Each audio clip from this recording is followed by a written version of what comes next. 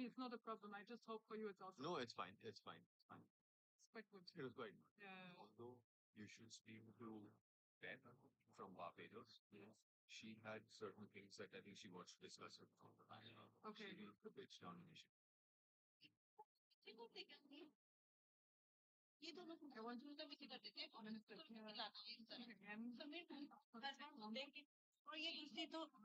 This person is not stable. I know मैं बार बार करती हूँ हर बार चेंज कर देते हैं They told us right now. नहीं मतलब the seating changes all the time. I have to come back every time.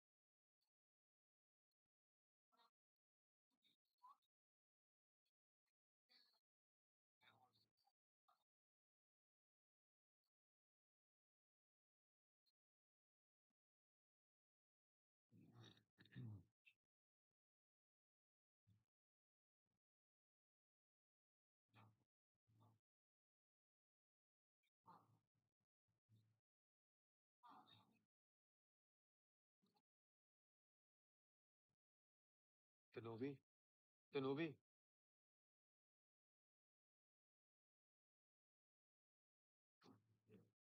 Can one person just give me Ishara when to call them? Because they told me the minister also has to leave at 6:40. Uh,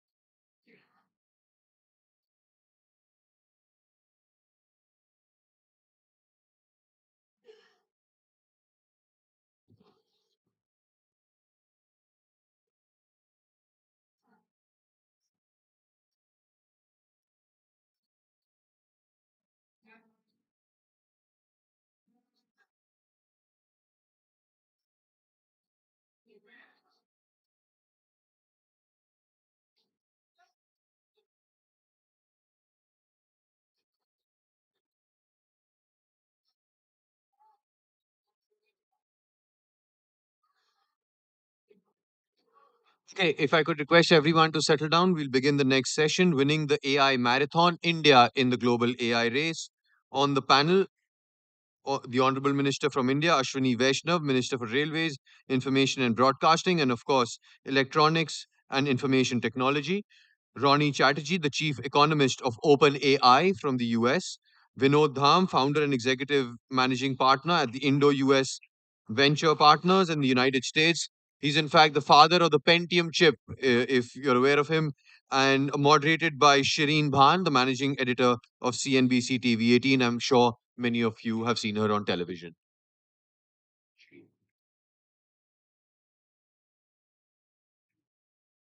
Shireen, over to you. Good evening, ladies and gentlemen. What an absolute pleasure it is to be here at the Raisina Dialogues to talk about something that the world is fixated with, the AI race and where India finds itself in the race at this point in time, what's happening globally. It really depends on what tweet you're looking at and how quickly the world is changing depends on the news feed that you're broadcasting. But I've got a very astute set of panelists here with me, and we have 40 minutes. So without further ado, we're going to get cracking and get right to it. Vinod Dham, first of all, congratulations on your Padma Bhushan. So big round of applause for Mr. Dham here. But if I could get started by talking to you about this AI race that we seem to be talking about at this point in time. One, where does India find itself in the race? Are we in the race? Are we outside of the race? Are we at the middle of the race? Number two, what should we prioritize at this point in time from an Indian perspective as we talk about the AI landscape? Hello. Good evening. Thank you very much, and thanks for inviting me to this panel. I took a few minutes to jot down my thoughts for this question. Rest of it, I'll just go explore. I think I have a 5-point plan for India to win the AI marathon. Of course, the first thing is you have to be in the marathon to win the marathon. So if you're not in the marathon, you don't win the marathon. And with that intent, actually, interestingly, I had come down here a couple of weeks ago and had the opportunity to meet with Honorable Ashwini ji, whom I meet in connection with being an advisor to the India Semiconductor Mission. And I had the same phone with these notes about what would it take to be in the marathon. And before I could even open my phone and talk about them, he had already gone the very evening, and I was waiting for him to inaugurate, I think somewhere in some hotel in Delhi, 14,000 GPU clusters for AI. So give him a big hand of applause. The reason I want to bring that up is this is not the India I knew 15, 20 years ago. This is India where they're one step ahead of even the ideas the advisors are bringing from abroad, which is really a remarkable thing to be knowing. So anyway, I think what I would like to talk about is there are 4 things needed to really succeed. First, of course, is skills. Now, skills for AI, if you already have IT or software skills, are not that hard to uh, transform to. The reason is fundamentally people who are in software and IT services have a computer science degree. And if you have learned linear algebra, you have learned statistics, you have learned calculus, you can very quickly learn how to build neural networks, learn about deep learning, do the backpropagation, and learn about transformers, which was a single seminary event that really created ChatGPT and this whole OpenAI phenomenon in November of 2022. So I think it's not that hard for our kids to learn this technology. And we have deep talent and very wide talent. And that's the biggest strength India has when it comes to AI today. Now, when it comes to models, of course, there are companies like OpenAI and now a host of other companies who are also creating models, Google being one of them. And then there are open source models like Llama and Mistral and Falcon. So You didn't mention DeepSeek. I'm sorry? You didn't mention DeepSeek. I will mention DeepSeek, and I'll take a second to let me first deal with DeepSeek because it seems like it's a thing waiting to be talked about. I will let actually Ronnie talk about DeepSeek. He's an expert.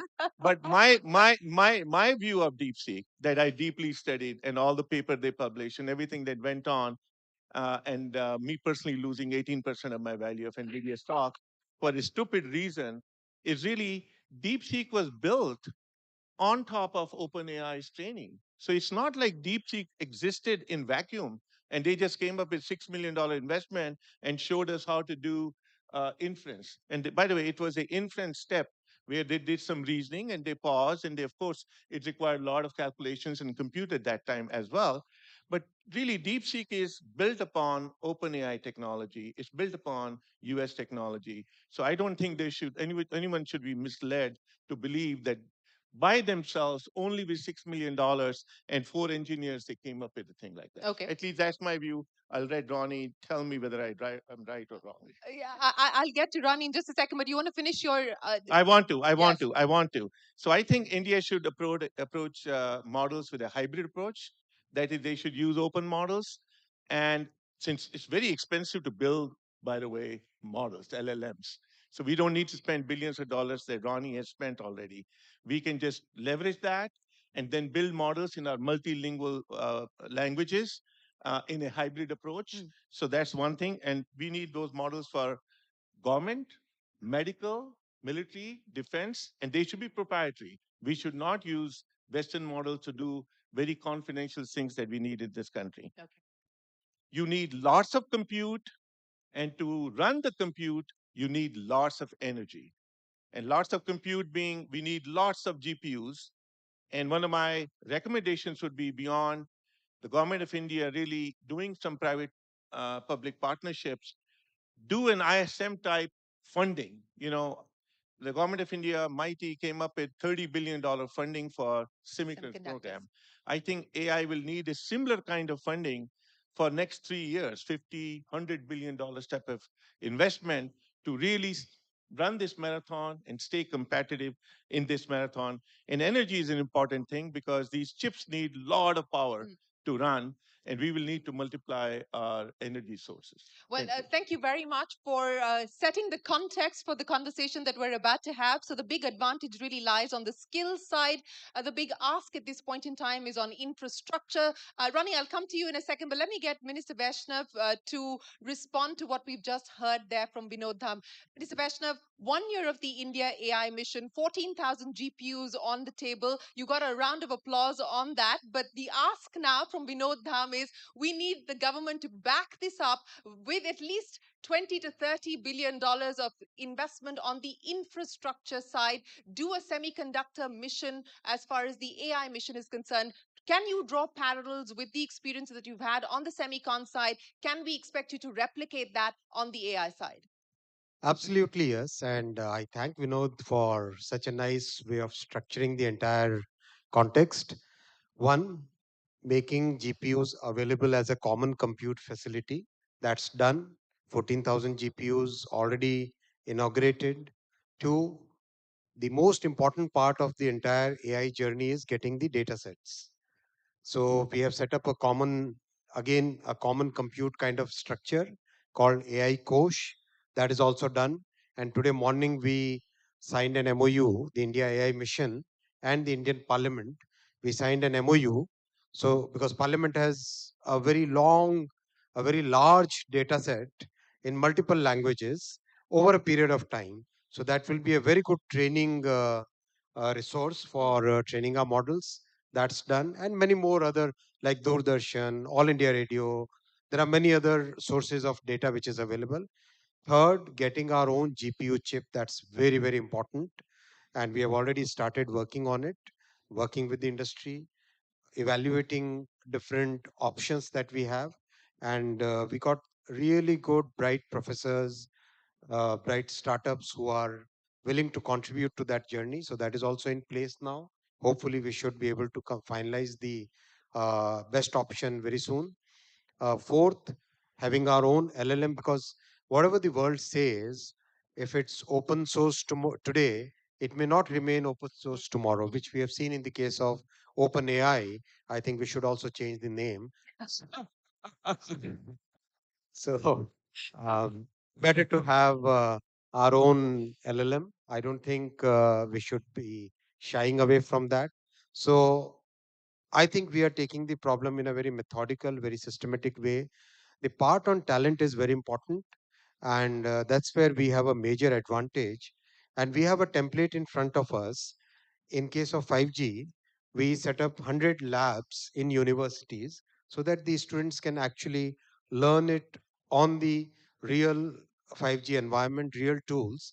In case of semiconductors, 240 universities and institutes combined, 240 institutes, we gave the latest EDA tools so that the students can actually learn what is a chip, how to design it, and really get their hands, get the real experience. Similar approach we are following on AI also. So I think we'll be in a good shape, I would say. On the GPU, Mr. Vaishnav, a broad timeline by when you expect to finalize who you choose to partner with. Just give us some color on what we should expect on that front. In short, 3 to 5 years, 3 to 4 years, I would say, to get your good, reasonably good capability GPU up and running. Um, the approaches, basically, there are two approaches which we are evaluating seriously. Uh, Two different types of instruction sets. Which one we will finalize, or will we take both the instruction sets and move forward? That is something which the experts will decide. Mr. Dham, he's keeping you on your toes. That was part of your wish list that India should build its own GPU, and Ashwini Vaishnav has already taken up that challenge. Absolutely. I'm proud of him and proud of him saying that. And I think we need it. And also, the time frame he's given you is very reasonable, if not on the aggressive side, because these things are very complex. They take a very long time. And I think there's a lot of realism in what Ashwini ji just said. Okay, Rani, let me come to you now. Number one, are we likely to see a name change anytime soon? But more importantly, I want you to put on your OpenAI hat, but I also want you to put on your former White House Chips Act coordinator hat and tell us what you believe the future holds as far as public-private partnership is concerned, and how do you believe it's likely to play out for an emerging economy like India? How important will that be? Well, Shireen, first, thanks for having me. And it's an honor to be on a panel with Vinod, who's the father of the Pentium chip, one of the greatest innovators and investors, and the Honorable Minister, who's really leading the way around technology transformation in India. We've been here basically to listen, to understand what's going on in this market. And it's incredibly impressive. So when you think about the meetings we've had over the last couple of days, one, the Honorable Minister mentioned data sets, huge ingredient to building large language models. And India and the government in particular has done a fantastic job in terms of making those data sets, public data sets, more available, which is going to be really important to the future of AI. Two, people. I mean, I heard a statistic today that India graduates about 1 million or more STEM graduates every year, depending on how you identify STEM. And when you think about the talent base and their ability to adjust to what's hot in the market, that's an amazing advantage. Even when we talk about the transitions that are going to have to happen around the world because of AI, if you have 1 million people coming out every year with a new set of skills and a population of 30 years old or younger for the next 30 years, it's a huge opportunity for India to stay on the cutting edge. So you have that ingredient too. And now these investments in AI infrastructure, which is such an important piece of it, the data centers, the GPUs, the energy hookup. I mean, even on the stage, we've now launched a new AI infrastructure initiative. So we're making good progress. Here's the things I think are really interesting in India. One is, what are those killer applications going to be? When you think about the impact of AI on the economy, us economists, I'm very sorry, we're all over the place. We predict it'll be 1% of GDP, 30% of GDP. People have tons of different estimates. Why is that? Because we're still figuring out how this is being used in organizations. We're still seeing frictions to adoption in government, in business, into SMEs.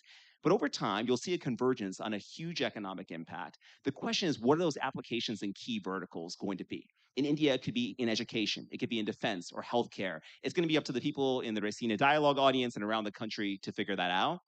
As someone who led the implementation of the CHIPS Act in the last administration in the United States, I can tell you I see a focus around the world, not just the United States and India, around investments in critical technologies, supply chains, and infrastructure. And I think it's reflective of a world where national security and the subject of this conference, geoeconomics, is becoming predominant. When I did my PhD, we lived in a world that was very globalized, where everything was about sort of knocking down barriers, trading, right? And assuming the best intents of countries around the world. Now we're entering into an era of more contention, nationalism, populism, and you're seeing countries around the world adjust accordingly. It doesn't mean to me, though, that the US and India can't have a very strong relationship and that OpenAI can't be a good part of it. I don't expect any name change for OpenAI, but ChatGPT might be called Chatterjee GPT. But that is what I will promise the Honorable Minister, okay? That's my only.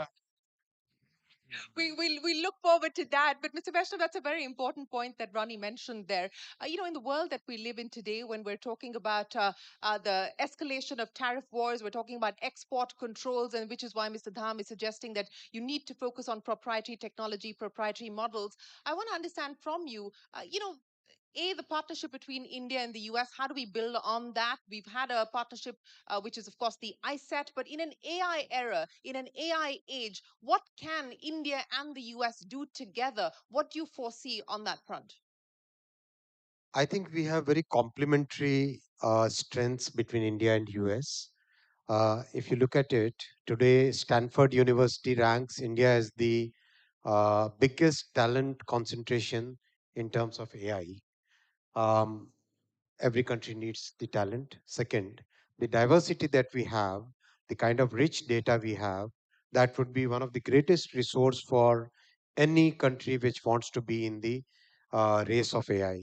Two, third, the way we have uh, the way we have developed our relationship with the US, where the foundation of the relationship is trust. The foundation of the relationship is respect for IP rights. The foundation of relationship is to co-create and co-develop technologies. That thing is something which has happened over a period of last 10 years, and that is a very big strength for both the countries. I think the two of us will do a lot of things together. I think that will be a good win-win for the entire world. But you don't believe that Make America Great Again could overshadow this partnership that you speak of? See, I think today's world is quite different from the past when it was win lose kind of situation. In the world of technology, I think it's more of win win. And the pragmatism with which we are approaching our foreign policy, our prime minister is very clear in his mind. And our external affairs minister has a very practical approach. So, with those two major ingredients, where we are looking at what can how both the countries can really win and create things which are good for the humanity, good for the two countries, and they are following some of the most basic principles which in the world of technology are very important. I think that works well. I just wanted Yeah. to add on to when Honorable Prime Minister Modi ji was in Washington last month. He talked about MAGA, which is what you're Yes. referring to, right? Yes. And he also talked about MIGA. Yes. And then he said both of them combined are like mega. So I think that's exactly what Ashwini ji is trying to indicate here. Well, that's the hope that we will be able to create that. But Mr. Tham, you know, you've likened the AI race to what we saw happen as far as the nuclear race is concerned as well. What do you believe we need to be mindful of? What are the guardrails that you believe we need to put in place?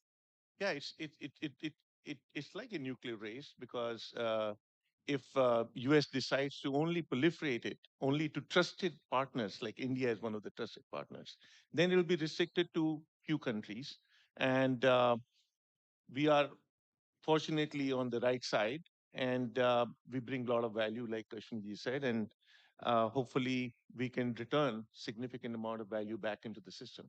You know, my question, Ronnie, also is, and as the chief economist at OpenAI, what are we talking about in terms of transformational impact? What is waiting for us at the end of the finish line? You talked about the killer apps that we need to really think about, that we need to focus on. Uh, at this point in time, what's the best estimate in terms of what happens on productivity uplift, what it means in terms of bridging the access deficits on healthcare, education, financial inclusion? I mean, take us through what you're reading into it at this point in time. Sure. When I talk to folks around the world, their optimism about AI depends on the use case that they're familiar with. For a lot of people, ChatGPT is just typing something into a window and getting magic back, right? Editing your document, summarizing something. If you think about that, that can save you a lot of time at work, and you can spend that time on other more productive things. And what I'm seeing is 20 to 30% time savings in terms of return on investment for people using ChatGPT in that way.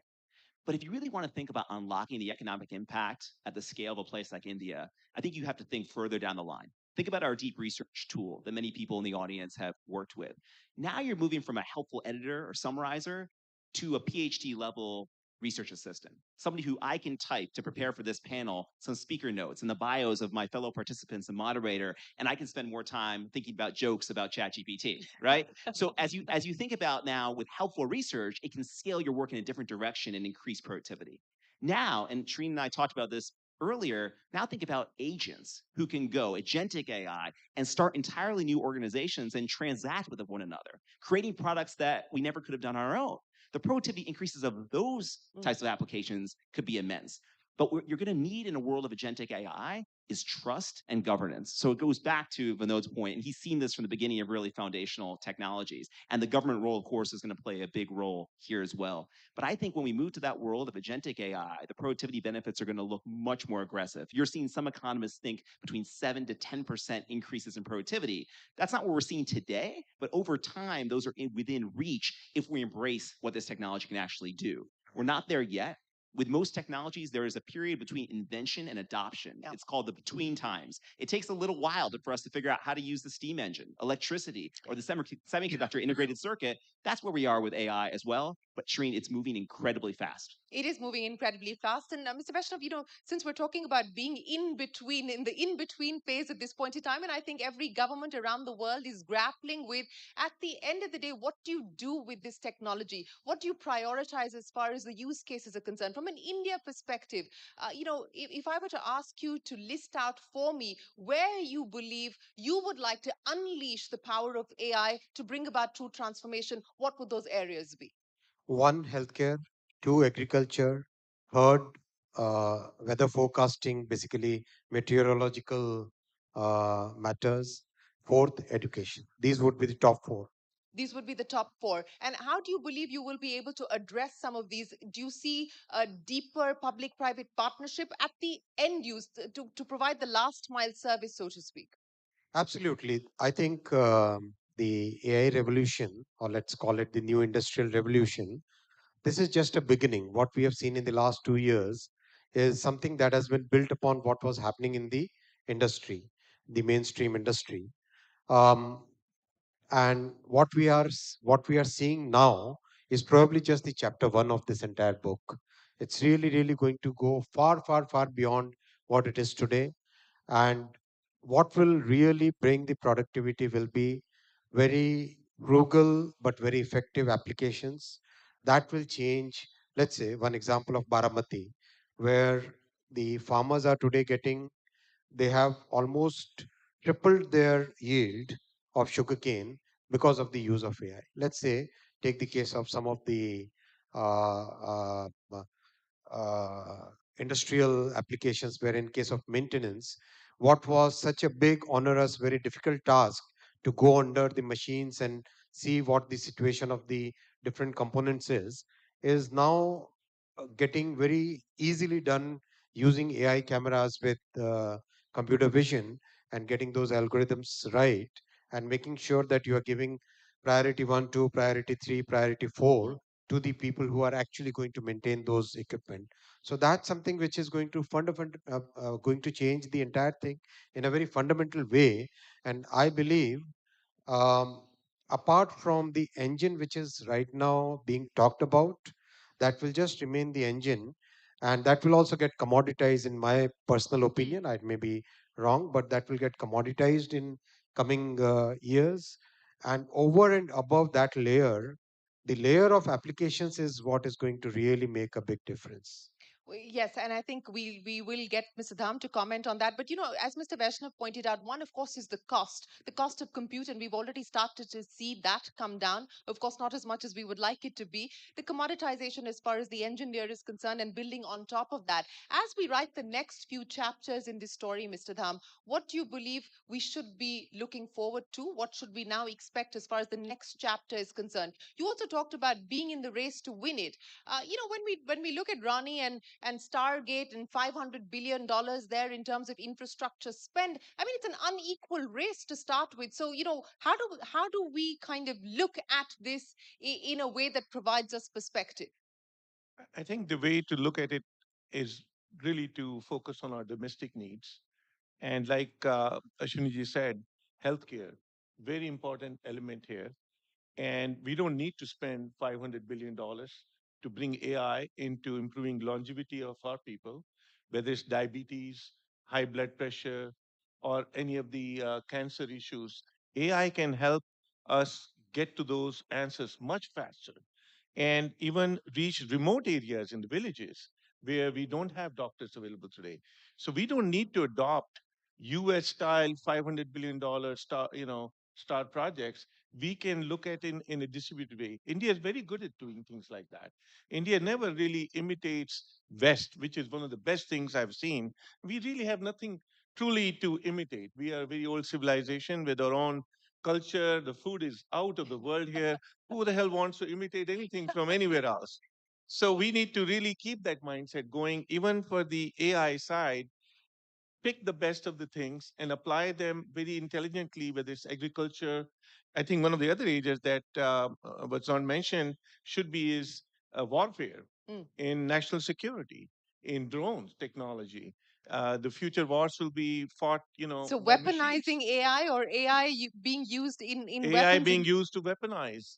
So all those things are very much likely next 5 to 10 years. likely in the next 5 to 10 years.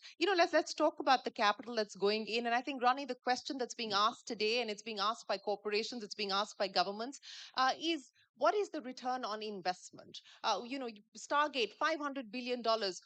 What is going to be the timeline before we start to see a return on investments? How do you respond to the in between phase of where you've got to put the capital in the hope of being able to see returns at the end of it? So, I mean, the first thing I did when I took the job as the chief economist, I'm the first chief economist at OpenAI, so there wasn't really a predecessor. I spent time talking to the technologists and the people who are building these large language models. And those folks, they live in the future. You have to do that work, you have to live in the future and see the future in some ways. And when you understand the revolution that's happened over the last 2 or 3 years, where the capabilities of our models have grown so fast, things that people thought were impossible in the models are now possible. You start to understand that, the laws of scaling, as they're referred to, are going to require more compute. And that's why, as a company, right, we believe that infrastructure is destiny, and the investments in Stargate, properly calibrated with milestones in the right places at the right time, will make good sense. Now, there's been lots of challenges to these scaling laws over time. And you mentioned before, of course, the DeepSeek example. But even with our new models, our reasoning models, and you're seeing this rise of test time compute and the power of inference, which is also going to use a lot of compute. To me, just as Vinod said, I'm actually not too worried about these challenges to compute, because I think as an economist, the cost of intelligence going down, the cost of compute going down, is a good thing. And in fact, we're going to have so many applications to use it. Think about the applications that were already mentioned. I'll give you one more. In villages in India, when a child is born, we heard about this earlier today, there's often a question about low birth weight. But nobody knows exactly what the cutoff is and how to properly weigh the child. And you all know, if you're from India, some of the superstitions around handling children in that stage, or having strangers handle a child.